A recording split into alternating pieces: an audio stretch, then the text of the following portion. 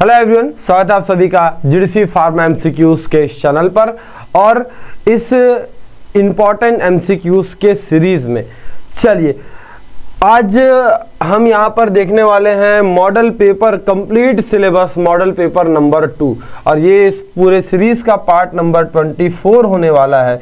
अगर आप चैनल पर नए हो, सीरीज के साथ नए हो, तो आप सभी को बता देना चाहता हूँ इस सीरीज में हम 1500 और इससे भी ज़्यादा यानी 1500 plus the most important in MCQs objective questions देखने वाले हैं। और ये सारे क्वेश्चंस प्रीवियस ईयर के क्वेश्चन पेपर जो प्रीवियसली कहीं पर भी किसी भी फार्मासिस्ट में हुआ है उसको हम यहाँ पर लेकर आए हैं।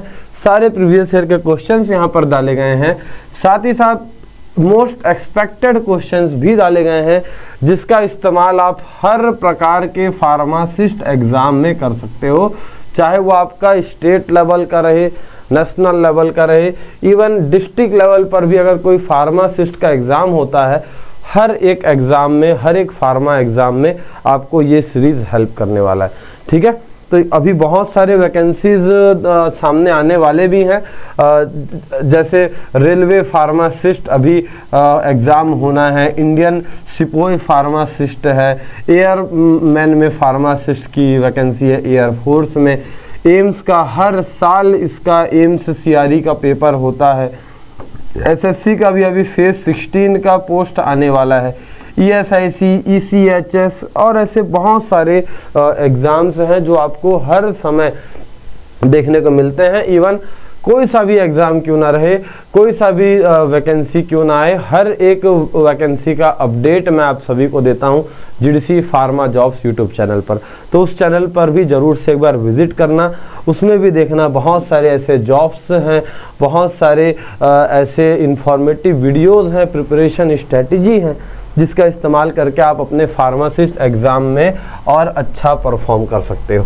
चलो आज का जो क्लास है इसको चालू करते हैं। और इसके पहले आप सभी को एक चीज़ बताना चाहता हूँ, इस सीरीज़ में जब भी हम क्वेश्चन देखेंगे तो सभी को एक यहाँ पर मैं अनाउंसमेंट करना चाहूँगा कि आप जब भी इस क्लास को देख रहे हो अपने सामने एक कॉपी और पेन ज़रूर से रखना, क्योंकि यहाँ पर कुछ ऐसी चीज़ें रहेंगी जो मैं बताऊंगा आपको नोट डाउन करना है। कई एक्सप्लेनेटरी वाली चीज़ें रहती हैं, एक्सप्लेनेशन वाला जो पार्ट रहेगा वो आपको स्क्रीनशॉट भी लेने के लिए बोलूँगा, है ना, क्योंकि वो आपके मेमोराइजेशन के लिए इजी पड़ता है, आप उसको आसानी से मेमोराइज कर सकते हो।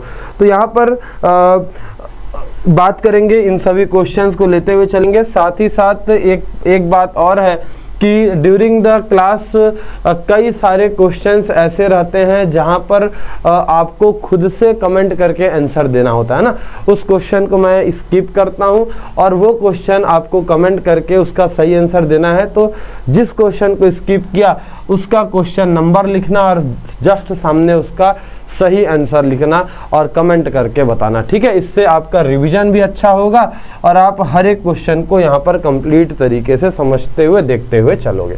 चलो पहला क्वेश्चन आज का निकल कर आ रहा है, क्वेश्चन नंबर 1151। पहला क्वेश्चन क्या बोल रहा है इसको देखते हुए चलेंगे। Which sulphonamide is oral non absorbable. ठीक है, ओरली कौन सा सल्फोनामाइड है ऐसा जो अगर हम ओरल तरीके से यानी टैबलेट, कैप्सूल, सॉल्यूशन के पॉइंट से लेंगे तो वो हमारे बॉडी में घुल नहीं पाएगा, सॉल्युबल नहीं होगा। सल्फा सालाजिन की बात करते हैं, सल्फा डॉक्सिन या सल्फा पायरिडिन या इनमें से कोई सा भी नहीं। तो कौन सा ड्रग निकल कर आएगा? तो हाँ, सल्फा सालाजिन की बात करते हैं ना, ये हमारे में एब्जॉर्बेबल नहीं होता है ना, एब्जॉर्ब नहीं होगा, घुलेगा ही नहीं तो एब्जॉर्ब भी नहीं हो पाएगा।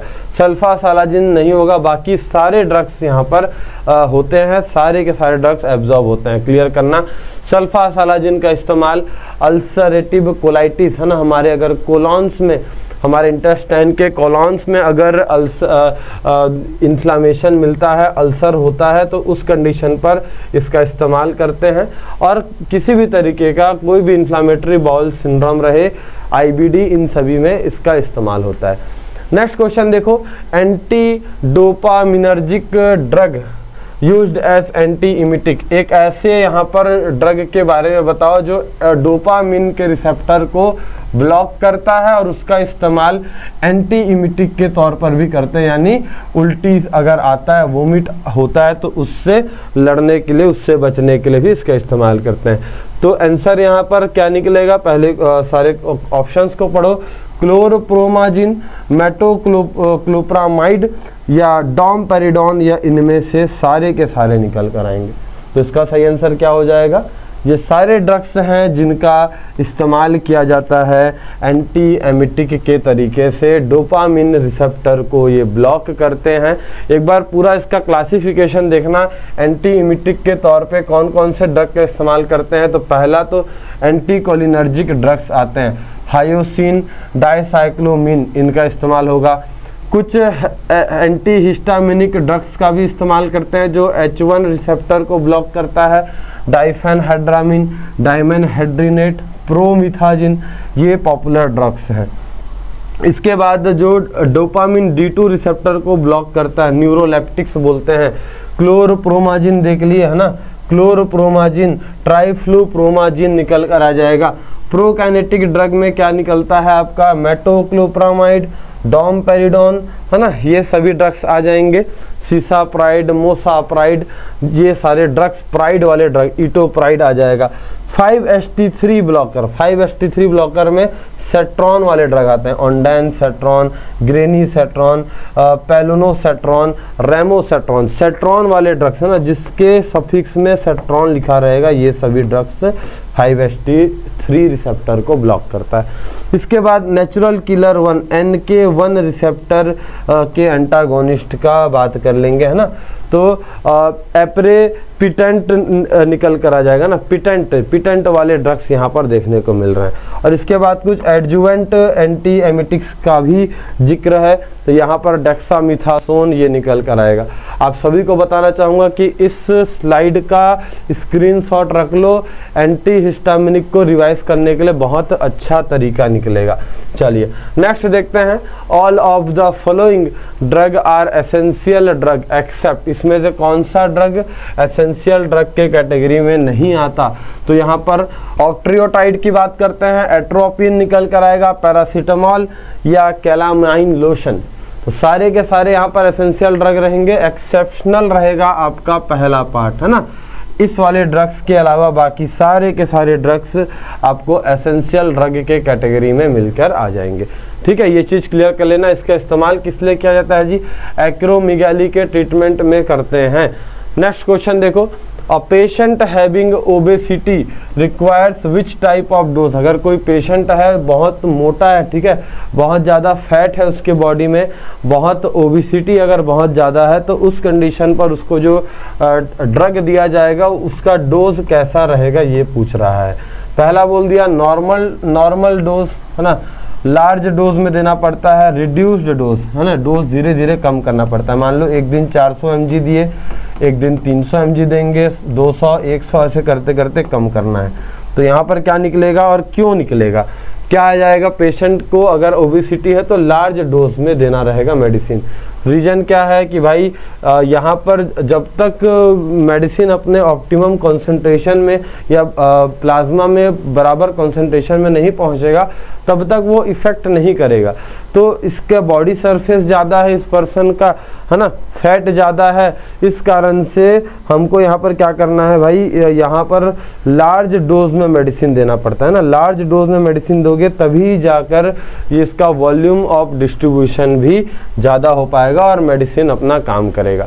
ठीक है, नेक्स्ट क्वेश्चन देखो, drug containing 2 sulphydryl group in a molecule, sulphydryl group कौन सा है, 2 तो सल्फा हाइड्रिल ग्रुप रहेगा, कौन सा ऐसा ड्रग है। देखो केमिस्ट्री से क्वेश्चन है, केमिस्ट्री से जब भी ऐसा क्वेश्चन आता है तो मेन न्यूक्लियस को पूछता है ना। केमिस्ट्री के लिए ज़्यादा परेशान मत होना, बहुत लोग मेडिसिनल केमिस्ट्री के वाले क्वेश्चन से डरते हैं, भागते हैं।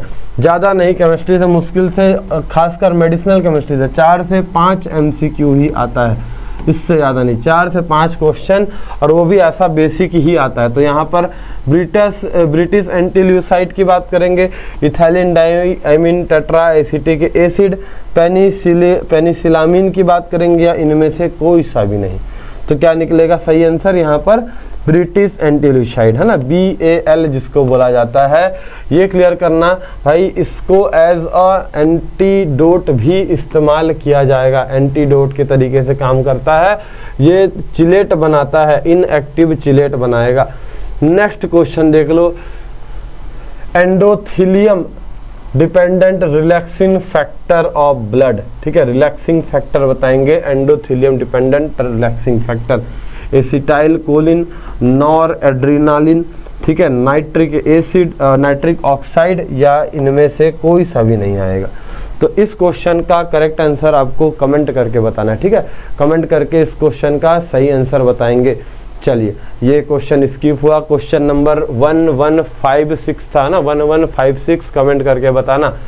नेक्स्ट क्वेश्चन देखो, which of the following is not a hereditary disease. Hereditary disease की बात करते हैं तो ऐसा डिजीज जो पेरेंट से, है ना, पेरेंट से न्यू बॉर्न बेबी या नए जनरेशन तक जाता है, एक जनरेशन से दूसरे जनरेशन तक जाएगा, उसको हेरिडिटरी डिजीज की बात करते हैं।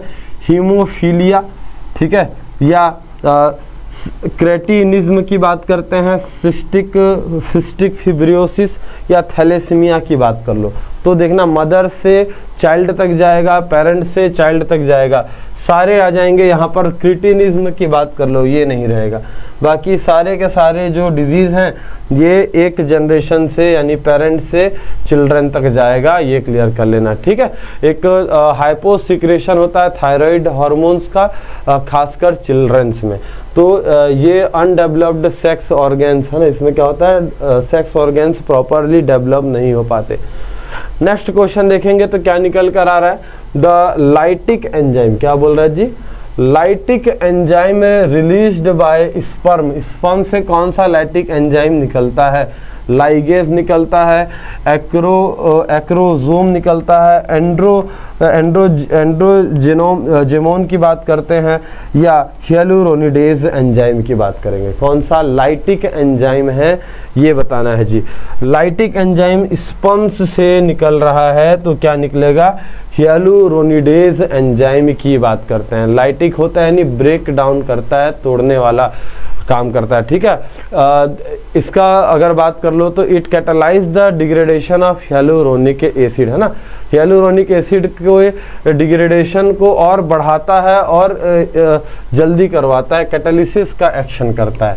अगला देखो, sense of smell is perceived by, भाई हम कुछ भी सूंघते हैं, है ना, कुछ भी हमारे तक सेंट आता है, खुशबू आता है, ये हमको कैसे पता चलता है, कौन सा नर्व या कौन सा पार्ट है जो इसको कंट्रोल करता है।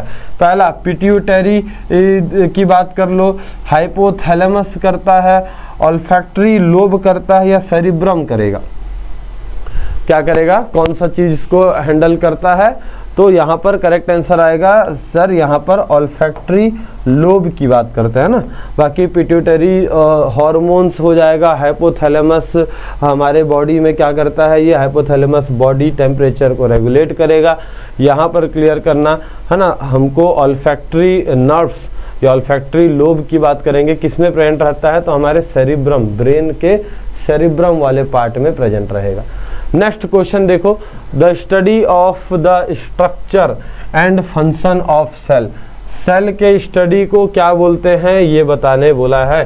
तो ऑप्शन है मायोलॉजी, नेक्स्ट ऑप्शन बोलता है पैथोलॉजी, साइटोलॉजी, या फिर हिस्टोलॉजी। क्या निकलेगा, यहाँ पर सेल का स्टडी पूछ रहा है। तो ये क्वेश्चन नंबर 1160 है ना, 4 ऑप्शन है, myology, pathology, cytology, histology.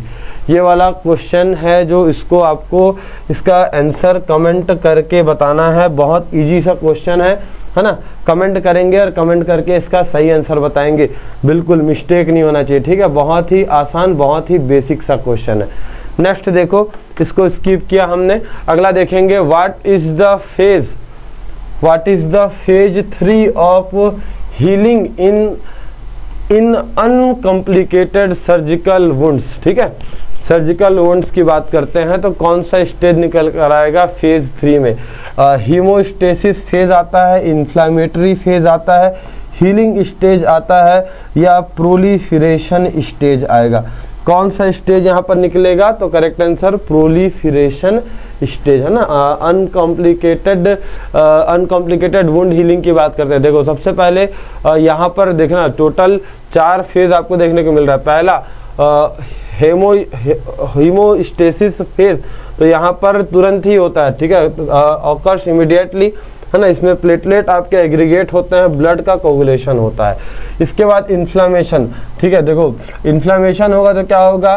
Cleansing of the debris and removal of bacteria, ना, बैक्टीरिया का यहाँ पर रिमूवल होता है बाय द न्यूट्रोफिल्स। प्रोलिफरेशन की बात करते हैं तो यहाँ पर एक्यूमुलेशन होता है, ठीक है, और मैचुरेशन, तो इंजरी इज फुल्ली कवर्ड, यहाँ पर इंजरी आपका पूरी तरीके से कवर होता है। और अब यहाँ पर स्कार्स यानी धब्बा बनता है। तो जब भी कहीं पर चोट लगी हुई है या कहीं पर कहीं घाव हो गया है तो यही प्रोसेस होता है जिसके द्वारा आपका घाव भरता है, वुंड में हीलिंग होता है, ठीक है। हीलिंग प्रोसेस देखेंगे। नेक्स्ट देखो, how many molecules of the acetyl CoA are produced in beta oxidation of palmitic acid। Palmitic acid में के बीटा ऑक्सीडेशन में कितने नंबर ऑफ एसाइल कोए का फॉर्मेशन होता है, निकलते हैं? 6, 7, 8 या 9। टोटल कितने मॉलिक्यूल्स निकलेंगे एसिटाइल कोए के? तो यहाँ पर टोटल 8 मॉलिक्यूल्स की बात करते हैं। ये देख लो, एक बार क्लियर करते हुए चलेंगे, ठीक है। चलो अगर इसका पूरा बीटा ऑक्सीडेशन देखते हैं तो यहाँ पर FADH टोटल 7 निकल कर आ जाएगा, NADH टोटल 21 ATP मिल रहा है, यहाँ से 14 ATP आपको FADH ऑक्सीडेशन से मिलता है। 8 एसिटाइल कोए निकल कर आ रहा है ना, तो इससे ATP कितना जनरेट हो रहा है? 93। टोटल एनर्जी फ्रॉम 1 पॉलीमिटोइल कोए की बात करते हैं तो 131 ATP मिल रहा है, ठीक है। तो टोटल 129 नेट ATP यील्ड की बात करते हैं तो 129 मिल रहा है। अगला देखो, World Health Organization recommended a control strategy for tuberculosis known as, WHO के द्वारा, है ना, ट्यूबरकुलोसिस से लड़ने के लिए कौन सा स्ट्रेटजी फॉलो करना है? तो जीन थेरेपी करना है, MCT करना है, BCG वैक्सीन करना है, या डॉट्स? क्या निकलेगा? Dots, directly observed short course process, है ना। Directly observed short course process होता है ट्यूबरकुलोसिस के लिए। Directly observe treatment short course निकल कर आएगा। बेस्ट स्ट्रेटजी है फॉर कंट्रोलिंग द ट्यूबरकुलोसिस, ठीक है। चलो नेक्स्ट देखते हुए चलेंगे। अगला क्वेश्चन क्या आ रहा है? Most important high energy molecule in the living cell, बताओ हमको सबसे ज़्यादा एनर्जी किस चीज़ से मिलता है? हमारे सेल्स को किस चीज़ से एनर्जी मिल रहा है ये बता दो। ATP से ATP की बात करते हैं, या ADP की बात कर लो, एसिटाइल कोए, या 1,3 बाइफॉस्फोग्लिसरेट? क्या निकलेगा यहाँ पर? ATP से मिलता है सबसे ज़्यादा एनर्जी हमको। हमारे सेल्स के लिए एनर्जी सोर्स क्या है? ATP। और ATP कहाँ से प्रोड्यूस होता है? तो माइटोकॉन्ड्रिया से प्रोड्यूस होगा, है ना। क्लियर कर लेना। ATP की बात करते हैं, एडिनोसिन ट्राइफॉस्फेट। चलो नेक्स्ट देखेंगे, विच of the following disease is not caused by rickettsia? इसमें से कौन सा डिजीज है जो रिकेट्सिया के द्वारा नहीं होता? तो रिकेट्सिया क्या कुछ करवाता है और क्या नहीं करवाता है? पहला ऑप्शन है तो क्यू फीवर, दूसरा ऑप्शन बोलता है रॉक माउंटेन फीवर, टाइफस, है ना, या काला अजार की बात कर लो। तो यहाँ पर ध्यान देते हुए चलने ने, रिकेट्सिया की अगर बात करते हैं तो रिकेट्सिया में क्यू फीवर होता है, ठीक है, बिल्कुल क्यू फीवर करवाता है। रॉकी माउंटेन फीवर भी करवाता है। टाइफस में जैसे एपिडेमिक टाइफस आता है ना, एपिडेमिक टाइफस होता है, ये भी कॉज करवाएगा। बट काला अजार ये नहीं करता ना, काला अजार ये नहीं करेगा। ऑप्शन नंबर डी यहाँ से एलिमिनेट कर लो, ठीक है। ये देखते हुए चल लेना। तो क्या कुछ निकल रहा है देखो, रॉकी माउंटेन फीवर निकल कर आ गया, दूसरी बात scrub typhus, epidemic typhus, murine typhus और क्यू फीवर, ये सारे के सारे चीज़ें निकल कर आ जाएंगी।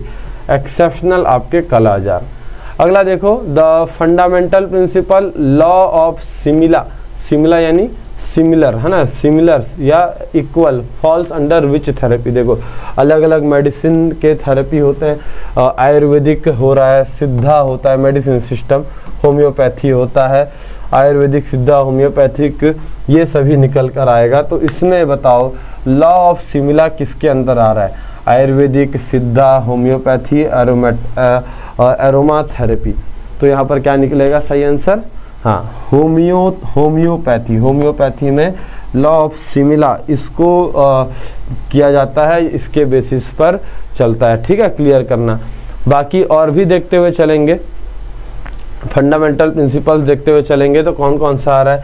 Law of similia, law of simplex, law of minimum, drug providing, drug potentialisation, vital forces, acute and chronic disease, individualisation और डायरेक्शन ऑफ क्योर। ये 9 फंडामेंटल प्रिंसिपल यहाँ पर देखने को मिल रहे हैं। ठीक है, चलो। Who coined the term pharmacognosy? Pharmacognosy इस वर्ड को किसने दिया? हिपोक्रेट्स या पेलेटियर की बात करते हैं, एरिस्टोटल या सेडलर? तो यहाँ पर सही आंसर क्या निकलेगा? बहुत बेसिक, बहुत ही जनरल सा क्वेश्चन है और बहुत पॉपुलर क्वेश्चन है। हिपोक्रेट्स की बात करते हैं तो इनको फादर ऑफ मेडिसिन बोलते हैं, है ना, ये वाला पार्ट आपका कट जाएगा। एरिस्टोटल ग्रेट फिलोसोफर होते हैं। हाँ, यहाँ पर सेडलर की बात करते हैं। सेडलर इन्होंने ये टर्म दिया हुआ था। तो इसको कैसे याद करना? सेडलर, देखो सेड, यहाँ पर क्या हमको मिल रहा है? सेड। अगर कोई बंदा सेड होता है, SAD सेड, तो यहाँ पर SED है सेडलर, तो आप इसको ऐसे प्रोनाउंस करो, सेड हो रहा है कोई। अब कोई क्यों सेड हो रहा है? क्यों इसलिए सेड हो रहा है? क्योंकि उसके पास पैसे नहीं है। पैसा मतलब कॉइन। तो कॉइन द टर्म फार्माकोग्नोसी, ध्यान हो जाएगा। CA सेडलर 1815 की बात करते हैं। ठीक है, चलो नेक्स्ट देखो, the aromatic water used as carminative for infant in gripe water is. कौन सा एरोमेटिक वाटर इस्तेमाल करते हैं कार्मिनेटिव के तौर पे इन्फेंट्स में, छोटे बच्चों में? क्लोरोफॉर्म वाटर करते हैं, कैम्फोर वाटर, एनिस वाटर या दिल वाटर? तो ये इस क्वेश्चन का करेक्ट आंसर क्या होगा? दिल वाटर, है ना। ये एक हिसाब से एरोमेटिक वाटर होता है। किस लिए इस्तेमाल करते हैं जी? कार्मिनेटिव के तौर पे इस्तेमाल करते हैं। अल्सो इन गैस्ट्रिक डिस्टर्बेंस, और अगर छोटे बच्चों के साथ ऐसा हो रहा है कि उनको आराम नहीं मिल पा रहा है या इनडाइजेशन वाला प्रॉब्लम आ रहा है, गैस्ट्रिक डिस्टर्बेंस आ रहा है, तो उस कंडीशन पर दिल वाटर का इस्तेमाल करेंगे छोटे बच्चों के साथ। ठीक है, चलो नेक्स्ट बात करेंगे। Isabgol consist of dried seeds of. Isabgol किसके ड्राइड सीड्स का एग्जाम्पल होता है? किससे बना रहेगा? तो ड्राइड सीड के तौर पर किस चीज का रहता है बताना, है ना। पहला बात करते हैं प्लांटागो ओवाटा, दूसरा बात करते हैं एगल मार्मेलोस की बात कर लो, है ना, गिलाडिनियम अमांसी या कॉन्ड्रस क्रिप्सस की बात करेंगे। ठीक है, तो इसाबगोल क्या होगा जी? ये प्लांटागो ओवाटा से निकाला जाता है। इसका बायोलॉजिकल सोर्स क्या है? प्लांटागो ओवाटा। क्लियर करना है ना, पहला ऑप्शन यहाँ पर सही निकल कर आएगा। बाकी सब भी एक बार यहाँ पर देखते हुए चलेंगे। बेल किससे निकाला जा रहा है? यूज क्या है? तो डाइजेस्टिव सिस्टम को इम्प्रूव करता है, एंटी डायरियल भी होता है। ठीक है, कनर्जिनन की बात कर लो तो डिमल्सेंट होता है, ये भी एंटी डायरियल होता है और फार्मास्यूटिकल एड्स के तौर पर भी इस्तेमाल होता है। अगर की बात करते हैं तो ये लैक्सेटिव होता है। तो ये सभी चीज़ें प्रॉपर देखते हुए चल लो, है ना। इसका स्क्रीनशॉट भी रख लेना ताकि आपको ये सभी ड्रग्स याद करने में ईजी हो जाए। नेक्स्ट क्वेश्चन देखो क्या बोल रहा है?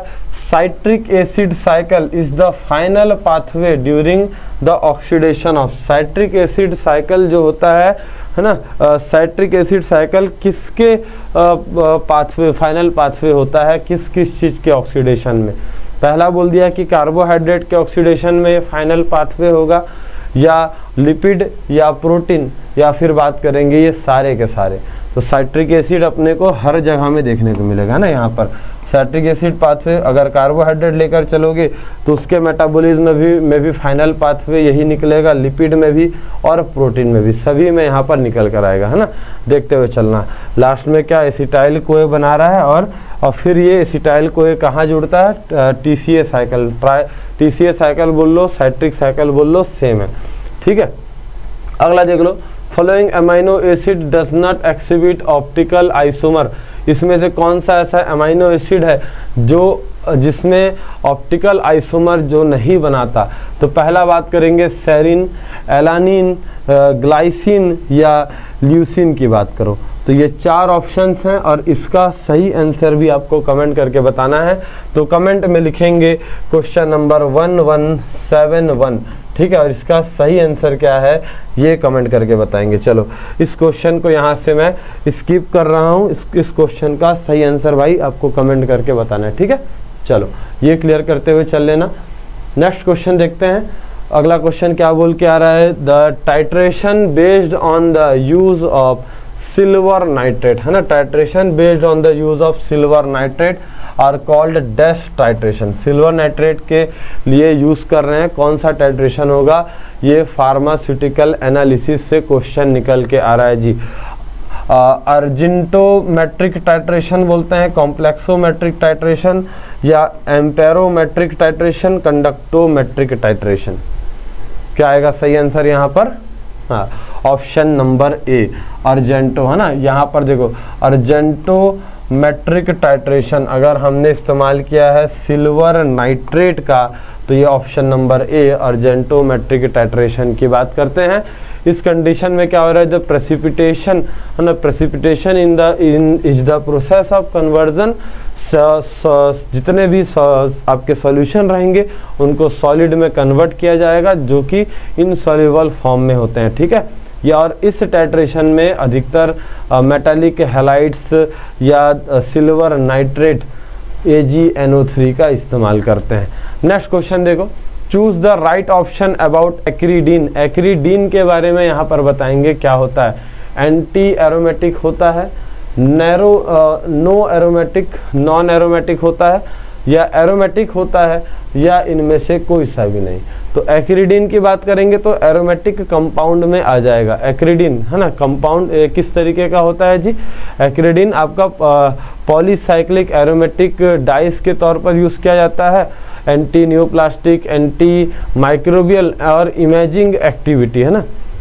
तो इमेजिन मतलब डायग्नोसिस में भी इसका इस्तेमाल करते हैं, किसी भी डिजीज के लिए यूज हो सकता है। नेक्स्ट देखेंगे, एकोल्यूरिक इज अ टाइप ऑफ, किस चीज का टाइप है, टॉक्सिक जॉन्डिस का टाइप है, हीमोलाइटिक जॉन्डिस, एमोबिक डिसेंट्री या ऑब्स्ट्रक्टिव जॉन्डिस की बात करेंगे। तो क्या निकलेगा यहाँ पर, एकोलूरिक एक हीमोलाइटिक जॉन्डिस का एग्जाम्पल होता है। हीमोलाइटिक जॉन्डिस देखते हुए चलेंगे, जिसमें without bilirubinemia associated with elevated unconjugated bilirubin, है ना, जो कि इस किडनी से एक्सक्रीट आउट नहीं होंगे, ये क्लियर कर लेना। इसको प्री हेपेटिक जॉन्डिस भी बोलते हैं, है ना, जो कि हीमोलाइसिस या excessive destruction, red blood cell के अगर बहुत सारे रेड ब्लड सेल डैमेज हो जाते हैं उस कंडीशन पर भी ये बनता है, ठीक है। चलो अगला देखेंगे, तो basic ring present in ciprofloxacin या नॉरफ्लॉक्सासिन, कौन सा बेसिक रिंग प्रेजेंट रहता है। देखो बताया था मेडिसिनल केमिस्ट्री से बेसिक रिंग, बेसिक न्यूक्लियस वाले ही क्वेश्चन अधिकतर देखने को मिलते हैं ना। तो चलो यहाँ पर बात करेंगे, आइसोक्यूनोलिन रिंग की बात कर लो। क्विनोलिन रिंग रहता है, 1,8 नेप्थाइरिडिनोन रिंग रहेगा, या इंडोल रिंग रहता है। तो क्या निकलेगा यहाँ पर, क्विनोलिन रिंग। अब देखो क्विनोलिन रिंग की बात कर लो, इस चीज को क्लियर कर लेना। देखो एक तो क्विनोलिन रिंग भी है, दूसरा पाइपेराजिन भी है, दोनों ही यहाँ पर देखने को मिल रहा है। तो अगर कभी क्वेश्चन में ऑप्शन में अगर पाइपेराजिन रहेगा तो उसको भी ध्यान रखना, ठीक है। यहाँ पर देख लो एक नाइट्रोजन भी यहाँ पर मिल गया, ठीक है। ये क्लियर करते हुए चल लेंगे। साइक्लिक रिंग रहता है, ये क्लियर करना। क्विनोलिन रिंग यहाँ पर देखने को मिल जाएगा, ठीक है, सिप्रोफ्लॉक्सासिन और नॉरफ्लॉक्सासिन दोनों में। नेक्स्ट देख लो अगला क्वेश्चन क्या बोल रहा है, which of the following is beta halo alkyl amine, है ना, alkyl amine, beta halo alkyl amine. Phenoxybenzamine की बात करते हैं, आइसोक्सस्पिरिन की बात कर लो, या फिनाइल एफ्रिन या सूडो एफ्रीडिन की बात करते हैं। तो ये चार में से कौन सा सही आंसर आएगा यहाँ पर? बीटा हेलो एल्काइल एमिन्स की बात करते हैं तो फिनॉक्सी बेंजामिन, है ना, ऑप्शन नंबर ए यहाँ पर चलेंगे सही। इसका एक्सप्लेनेशन देखते हैं। फिनॉक्सी बेंजामिन की बात करते हैं तो एक एराइल एल्काइल ग्रुप मिला और यहाँ पर एक हेलोजन भी है ना, एक हेलोजन भी। Effectiveness is depend upon the nature of aryl alkyl group, ठीक है, एराइल एल्काइल ग्रुप का जो नेचर है उसके बेसिस पर ही, है ना, इसका इफेक्टिवनेस, इसका काम जो है वो डिपेंड करता है, ठीक है। नेक्स्ट देखो, which method is used for the limit test of arsenic. तो आर्सेनिक के लिमिट टेस्ट में किस मेथड का इस्तेमाल करते हैं? गडजेट मेथड का इस्तेमाल करते हैं, ओसवाल्ड मेथड का यूज करते हैं, आर्हीनियस या कार्ल फिशर मेथड। कौन सा मेथड यहाँ पर यूज किया जाने वाला है? हाँ, तो क्लियर करते हुए चलना, है ना, गडजेट मेथड का इस्तेमाल करते हैं। ऑप्शन नंबर ए के साथ चल लेंगे, ऑप्शन ए क्लियर करते हुए चल लेना। यहाँ पर क्या होता है देखते चलेंगे।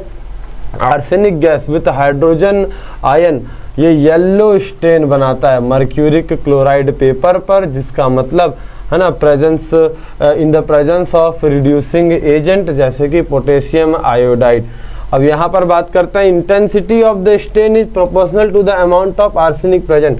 अब जितना ज़्यादा वो कलर जो यहाँ पर येलो कलर जो हो रहा है वो जितना गाढ़ा होगा, जितना डार्क होगा, मतलब उतना ज़्यादा आर्सेनिक प्रेजेंट है। अगर लाइट रहेगा मतलब कॉन्सेंट्रेशन भी कम है ना। तो ये सभी आपने देखा ही होगा अपने लैब के समय पर। आर्हीनिय जितने भी एपरेटस हैं, गडजेट टेस्ट के एपरेटस, है ना, ये क्लियर करते हुए चल लेना। चलो तो क्लियर कर लेंगे यहाँ पर, इसको प्रॉपर तरीके से देखते चलना। नॉर्मल टाइप के क्वेश्चन है, लिमिट टेस्ट वाले क्वेश्चन। अगला क्वेश्चन देखो क्या बोल रहा है, Ayurvedic fermented preparation. Ayurvedic fermented preparation मतलब फर्मेंटेशन के द्वारा जो बनाया गया है, कौन सा मेथड, कौन सा प्रोडक्ट है बताना। चूरन होता है, चूरन में, चूरन तो पाउडर होता है, चूरन में क्या फर्मेंटेशन करना पड़ता है? नहीं, है ना। तेलस, तेल, ऑयल, इसमें फर्मेंटेशन इसमें भी नहीं है ना, ये भी हट जाएगा, ये भी हट जाएगा। भस्मा, भस्मा नहीं, ये मान के चलो कि जलाकर गर्म करके इसको बनाया जाता है, तो ये भी नहीं निकलेगा। हाँ, अरिस्तास की बात करते हैं, असावा, ये दोनों के दोनों फर्मेंटेशन के बेसिस पे बनाते हैं। ये क्वेश्चन जीपेट एग्जाम में भी एक बार आया हुआ था, तो देखते हुए चल लेना, ठीक है, ये क्लियर करेंगे। चलो यहाँ पर किस तरीके से इसको बनाया जा रहा है, जैसे बात करते हैं, अगर कसाया की बात कर लो, है ना, कसाया एक सॉल्यूशन होता है शुगर का, जैगरी, जैगरी यानी गुड़ या शुगर, है ना, इसको बहुत एक स्पेसिफिक समय तक इसको फर्मेंटेशन किया जाता है, जिससे अल्कोहल बनाता है ये, और इसके बाद फिर हम इसके एक्टिव कंपोजिशन को निकाल लेते हैं, इसको एक्सट्रैक्ट कर लेंगे और इसका इस्तेमाल करते हैं थेरेपेटिक यूज़ के लिए, ठीक है। चलो नेक्स्ट देखो, which of the following is a sensitive self indicator, ठीक है। सेल्फ इंडिकेटर इसमें से कौन सा है जी? आप सभी जब टाइट्रेशन किए होगे तो आपको बहुत अच्छे तरीके से पता होगा कि एक इंडिकेटर हम मतलब यूज़ करते थे, अगर इसको हमने डाला तो अलग से इंडिकेटर डालने का ज़रूरत नहीं पड़ता था, वो खुद ही एक इंडिकेटर की तरीके से काम करता है। तो यहाँ पर बताओ, डाइफिनाइल एमिन की बात करेंगे या KMNO4 potassium permanganate, phenobarbitone, methyl orange. Methyl orange एक इंडिकेटर है बिल्कुल, ये भी, लेकिन KMNO4 है ना, पोटेशियम परमैंगनेट, ये खुद ही एक सेल्फ इंडिकेटर है, इसलिए हमको यहाँ पर अलग से इंडिकेटर का ज़रूरत नहीं पड़ता। सेल्फ इंडिकेटर साथ ही साथ इसके साथ आयोडीन भी आता है, ठीक है। चलो अगला देखो, नेक्स्ट क्वेश्चन क्या बोलता है, while performing the chemo microscopic of the drug lignified trichomes were observed, है ना। जब हमने माइक्रोस्कोपिक तरीके से स्टडी किया तो हमको इसके सेल में क्या मिलता है, एक लिग्निफाइड ट्राइकोम्स मिलते हैं। किसमें होगा ये, बुचू में होता है, नक्स वोमिका में होता है, लोबेलिया में होता है, या मिंट लीव्स में होंगे।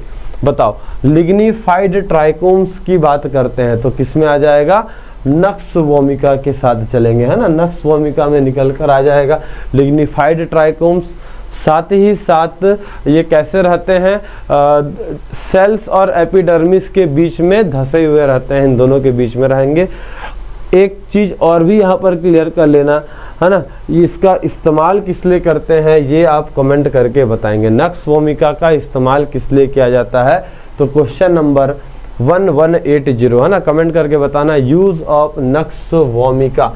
चलो नेक्स्ट क्वेश्चन देखो, which of the following is used as solar protective. Solar protective यानी सूरज की रोशनी से बचने के लिए किस चीज़ का इस्तेमाल करते हैं, कौन सा केमिकल है जिसमें इस तरीके का एक्टिविटी रहता है कि ये सनलाइट को एब्जॉर्ब कर ले और हम उसको आगे ना बढ़ने दे, है ना। तो इसका इस्तेमाल सन स्क्रीन में किया जाता है, सन स्क्रीन बनाने में इसका इस्तेमाल करते हैं। टाइटेनियम डाइऑक्साइड TiO2 की बात कर लो, या सिलिकॉन पॉलीमर, जिंक स्टीयरेट, या कैलामाइन। तो करेक्ट आंसर क्या आएगा यहाँ पर, टाइटेनियम डाइऑक्साइड, है ना। ओपेसिफायर के तौर पर भी इसका इस्तेमाल करते हैं, ओपेसिटी प्रॉपर्टी इसके अंदर रहता है। साथ ही साथ ये क्या करता है, जितने भी सन रेज हैं, अल्ट्रावायलेट रेज हैं, उसको ये एब्जॉर्ब कर लेगा और फिर आगे नहीं बढ़ने देता, आगे उसको क्रॉस होने नहीं देगा, तो सन बर्न से बचाता है। हर प्रकार के सन स्क्रीन और सन स्क्रीन प्रोडक्ट में इसका इस्तेमाल करते हैं। 15 to 20% ऑइंटमेंट के तौर पे इस्तेमाल किया जाएगा, ठीक है। जो भी ऑइंटमेंट या लोशन बनता है स्किन में लगाने के लिए, जो सन स्क्रीन लोशन होते हैं, उसमें 15 से लेकर 25% तक होता है, ठीक है। साथ ही साथ और भी इसका इस्तेमाल करते हैं वाइट पिगमेंट्स के तौर पर, है ना। User white pigments and paints, इनमें भी इस्तेमाल किया जाएगा, ध्यान रखना, टाइटेनियम डाइऑक्साइड TiO2। अगला देखो, what is hyper discriminating solvent. Hyper discriminating solvent कौन सा है यहाँ पर, साइक्लोहेक्सेन, ब्यूटानॉल, पेंटानॉल, या इसमें से कोई सा भी नहीं। तो सही आंसर आएगा साइक्लोहेक्सिन, ठीक है। साइक्लोहेक्सिन की बात करते हैं, इसकी अगर वैल्यू की बात करते हैं तो ये सॉल्वेंट जो है ये ऑक्टेनॉल से कम पोलर रहता है, इसकी पोलरिटी कम रहेगी, ये क्लियर कर लेना। बाकी जैसे ब्यूटेनॉल है, पेंटानॉल है ना, ये सब हाइपो डिस्क्रिमिनेटिंग होते हैं क्योंकि इनकी पोलरिटी ज़्यादा रहती है ऑक्टेनॉल से। तो जो भी केमिकल है जिसकी पोलरिटी ऑक्टेनॉल से कम होगी वो हाइपर डिस्क्रिमिनेटिंग होंगे, और जिसकी ज़्यादा होगी वो हाइपो डिस्क्रिमिनेटिंग होते हैं, ठीक है। चलो और क्या कुछ निकल कर आ रहा है, जैसे साइक्लोहेक्सेन, टॉल्यूइन, नाइट्रोबेंजीन, ये सारे क्वेश्चन निकल कर आएंगे। देखो अल्टॉन फार्मास्यूटिक्स इस किताब से इसको लिया गया है, 2nd एडिशन। अगला क्वेश्चन देखते हैं, टैबलेट्स एबिलिटी, है ना। एक टैबलेट का एबिलिटी देख रहे हैं, to resist abrasion during handling is indicated by which test. देखो एक टैबलेट है जिसको हम एक जगह से दूसरे जगह लेकर जा रहे हैं, अब भाई बना हुआ है ये मैन्युफैक्चरिंग प्लांट में, वहाँ से कस्टमर तक पूरा आता है ना। तो उस बीच में जाहिर सी बात है उसको ट्रांसपोर्ट होना ही पड़ेगा, उसको ट्रैवल करना ही है। तो ड्यूरिंग द ट्रांसपोर्ट वो टूटे ना, है ना, उसमें क्रैक ना हो, उसमें डैमेज ना हो, उसको चेक करने के लिए कौन सा टेस्ट लगाते हैं, डिसइंटीग्रेशन टेस्ट। नहीं, तो डिसइंटीग्रेशन टेस्ट में हम ये देखते हैं, बम्बार्डिंग एक्शन देखते हैं कि टैबलेट कितने समय में टूट रहा है, ठीक है। पहले टूटेगा उसके बाद ही वो घुलता है, तो डिसइंटीग्रेट कितने समय में हो रहा है ये देखते हैं, इस वाले ऑप्शन को हटा दो। अगला बात करते हैं तो यहाँ पर फ्रिएबिलिटी टेस्ट या फ्रिएबिलिटी इंडेक्स, बिल्कुल, है ना। फ्रिएबिलिटी इंडिकेटर्स या फ्रिएबिलिटी इंडेक्स से पता लगाते हैं, करेक्ट आंसर ये निकल कर आ जाएगा। इसके बाद कॉम्प्रेसिबिलिटी टेस्ट हो रहा है, हॉजनर्स इंडेक्स नहीं, ये सारा हटा दो। हॉजनर्स रिएक्शन तो उसके फ्लो प्रॉपर्टी पर डिपेंड करता है, फ्लो प्रॉपर्टी को बताने के लिए यूज़ करते हैं, ठीक है।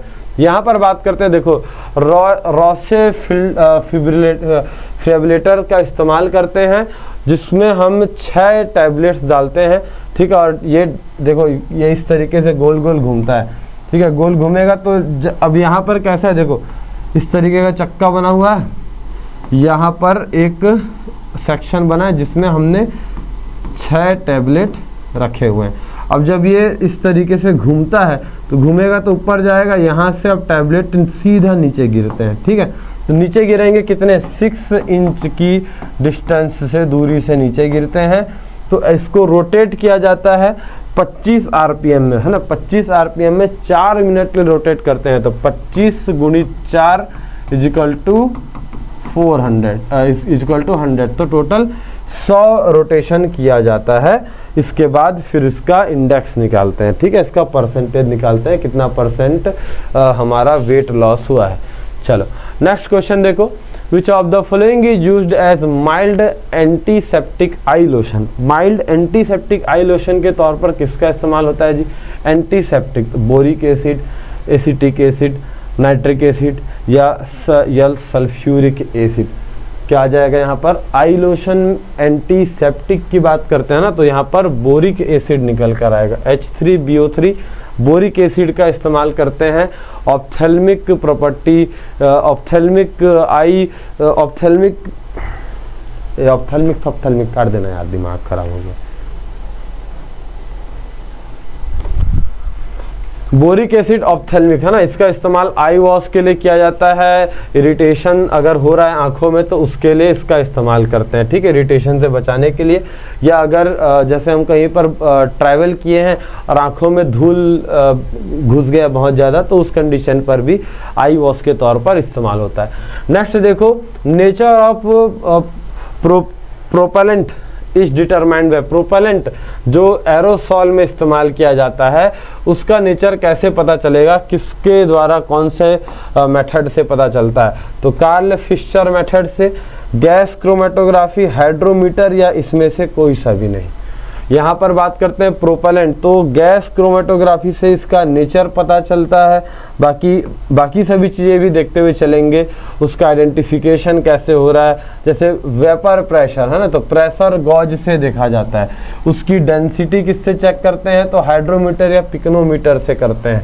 मॉइस्चर, कितना मॉइस्चर है हमारे प्रोपेलेंट में, इसको देखने के लिए कार्ल फिशर और गैस क्रोमेटोग्राफी दोनों का इस्तेमाल करते हैं। आइडेंटिफाई करने के लिए भाई कौन सा प्रोपेलेंट यूज़ हो रहा है, इसको आइडेंटिफाई करने के लिए यहाँ पर IR स्पेक्ट्रोस्कोपी किया जाता है ना, तो ये सभी चीज़ यहाँ पर देखते हुए चलेंगे। नेक्स्ट क्वेश्चन देखो क्या निकल कर आ रहा है, which type of source are used in the recruiting of individuals already on an organisation play role.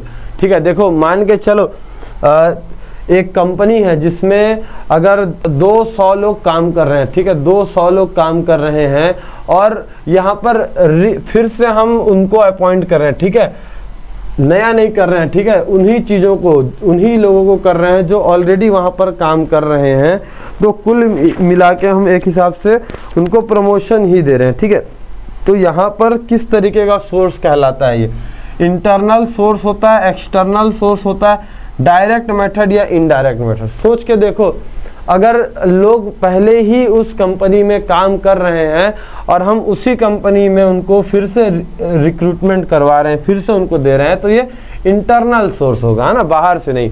अंदर के ही लोगों को हम फिर से प्रमोट कर रहे हैं या उनका अपग्रेड कर रहे हैं या उनको ट्रांसफ़र कर रहे हैं, तो ये इंटरनल सोर्स के अंतर्गत आता है। ठीक है, चलो नेक्स्ट क्वेश्चन देखो, which one are issued to customer through the retailer in proportion to the amount of purchase। ठीक है, अगर हमने कुछ परचेस किया, ठीक है, तो उसी के अमाउंट का, जैसे मान के चलो कि जैसे अगर मैंने 500 रुपये का कुछ सामान खरीदा तो इसी अमाउंट का मुझे रिटेलर क्या देगा बताना, है ना। एक फ्री सैंपल देगा, क्या 500 रुपये का वो फ्री सैंपल दे पाएगा? 500 का सामान खरीदूंगा तो 500 का दे पाएगा? नहीं। ट्रेडिंग स्टैम्प, कूपन्स या प्राइज कॉन्टेस्ट, ये सभी चीज़ें क्या होती हैं, सेल्स को प्रमोट करने के लिए इसका इस्तेमाल करते हैं। यहाँ पर ट्रेडिंग स्टैम्प की बात कर लो, है ना। ट्रेडिंग स्टैम्प दिया जाता है अगर आप इक्वल पोर्शन पे बात करते हैं, जितना अमाउंट में आपने परचेस किया है, तो ट्रेडिंग स्टैम्प, ये देख लो, ये जितने भी ट्रेडिंग स्टैम्प है क्लियर करते चलना। उसको अब ट्रेडिंग इस टाइम का मतलब क्या होता है, जैसे एक पहले एक स्नैक्स आता था, उसमें क्या होता था, पीछे स्क्रैच करने बोलता था, इसको स्क्रैच करो और पॉइंट कलेक्ट करो, और उसमें एक लिस्ट लिखा रहता था कि अगर आपने 5 पॉइंट कलेक्ट कर लिया तो आपको एक चॉकलेट मिलेगा, अगर आपने 10 पॉइंट कलेक्ट कर लिया तो आपको दूसरा कोई सा जैसे मैगी मिलेगा, ठीक है, या आपने अगर 1000 पॉइंट कलेक्ट कर लिया, ठीक है, तो आपको एक ठो टॉय मिलेगा, आपको एक खिलौना मिलेगा, 2000 कर लिया तो आपको एक साइकिल मिलेगा।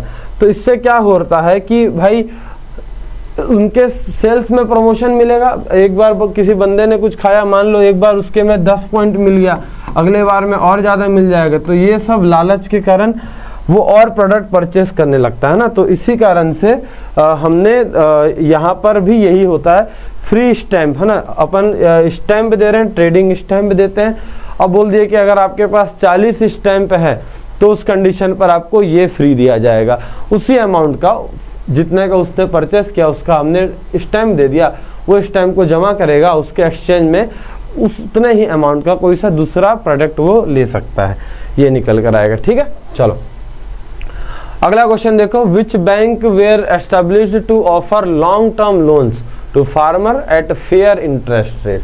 ठीक है, देखो कौन से बैंक्स को बनाया गया जो फार्मर को, किसानों को लोन दे रहे हैं, किसानों को लोन देंगे और वो भी बहुत ही मिनिमम रेट पर, रेट ऑफ इंटरेस्ट भी यहाँ पर कम रहेगा। तो commercial bank, saving bank, land development bank या कोऑपरेटिव बैंक। देखिए कॉमर्शियल बैंक में लेकर जाओगे तो बड़ी बड़ी जो कंपनियां हैं कॉमर्शियल लेवल पर काम कर रही हैं वो आ जाएगा, सेविंग बैंक नहीं।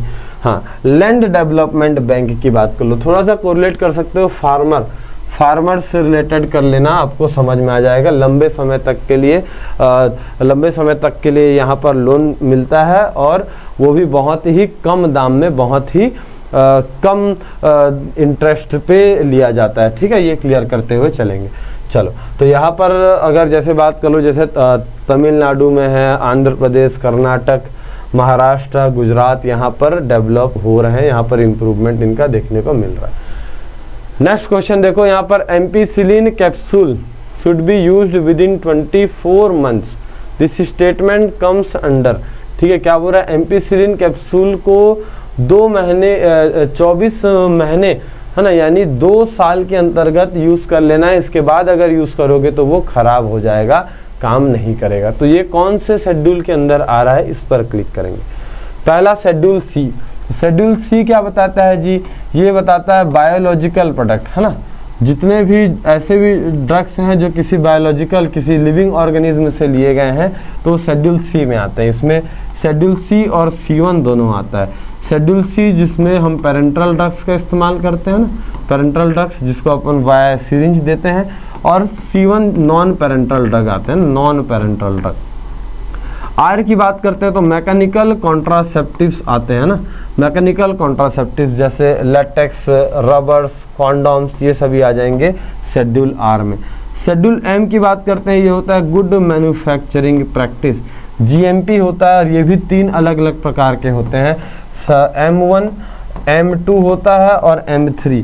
यहाँ पर बात करेंगे M1 क्या होता है, जब हम किसी होम्योपैथिक ड्रग्स को बना रहे हैं तो M1, M2 जब हम कॉस्मेटिक्स की बात करते हैं, कॉस्मेटिक्स को बना रहे हैं तो M2 आ जाएगा। थर्ड M3 की बात करते हैं तो यहाँ पर मेडिकल डिवाइस आता है, मेडिकल डिवाइस निकल कर आएगा, ये क्लियर करना।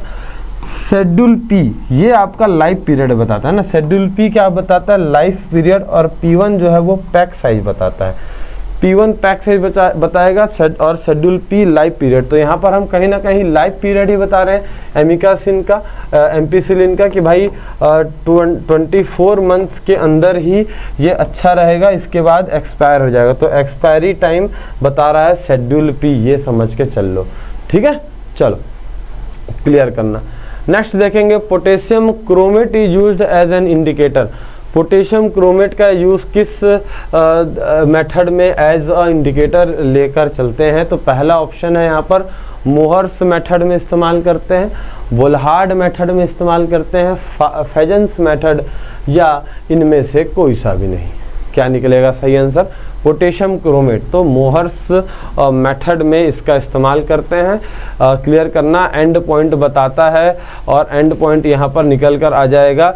सिल्वर नाइट्रेट का इस्तेमाल हो रहा है इस टाइट्रेशन में, used as a titrant and it is the secondary standard solution है, सेकेंडरी स्टैंडर्ड सॉल्यूशन है सिल्वर नाइट्रेट। ठीक है, चलो प्राइमरी की बात करते हैं तो NaCl यहाँ पर निकल कर आएगा। ठीक है, पोटेशियम डाइक्रोमेट का इस्तेमाल किया गया, ये क्लियर करते हुए चल लो। रेडिश ब्राउन प्रेसिपिटेट बनाता है जो इसको कंप्लीट एंड पॉइंट के तौर पर बताएगा। नेक्स्ट देखो यहाँ पर क्या निकल रहा है, licence for the manufacture of medical and toilet preparation in the bond are issued by. कौन देता है?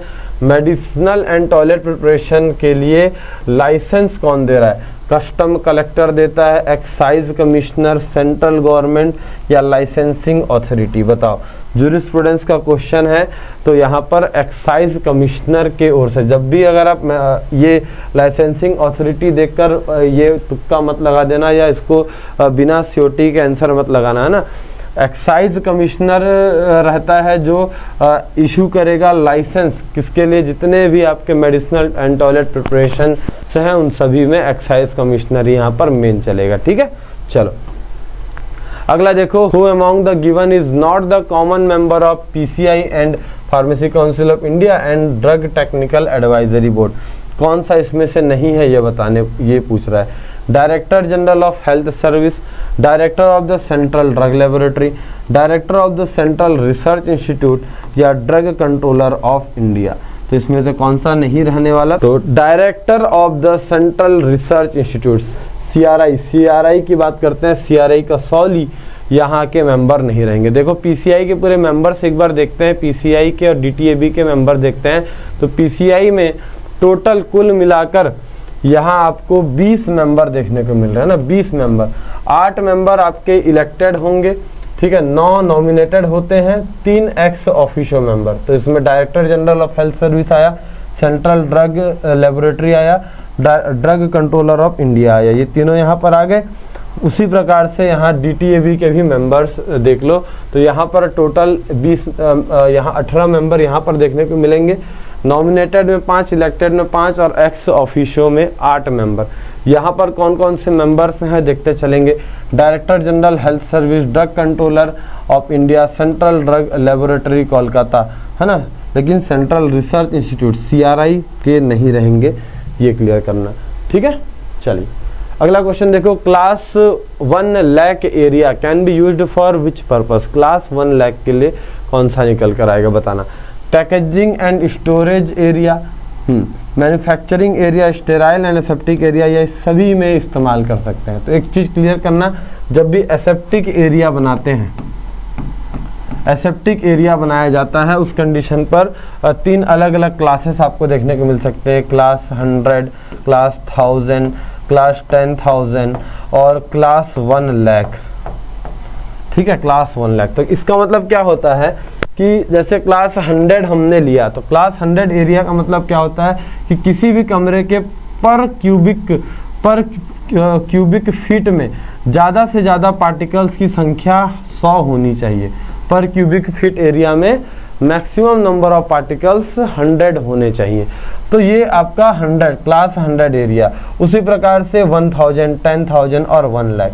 तो 1 लाख मतलब ऐसा एरिया जहाँ पर पार्टिकल्स कितने हैं पर क्यूबिक फीट में, यहाँ पर 1 लाख और यहाँ पर वही 100 थे। तो कुल मिलाकर ये निष्कर्ष निकलता है कि जो आपके 1 लाख एरिया है वहाँ पर पार्टिकल्स की संख्या सबसे ज़्यादा रहती है। और ये कहाँ पर हो सकता है? तो पैकेजिंग एंड स्टोरेज एरिया में।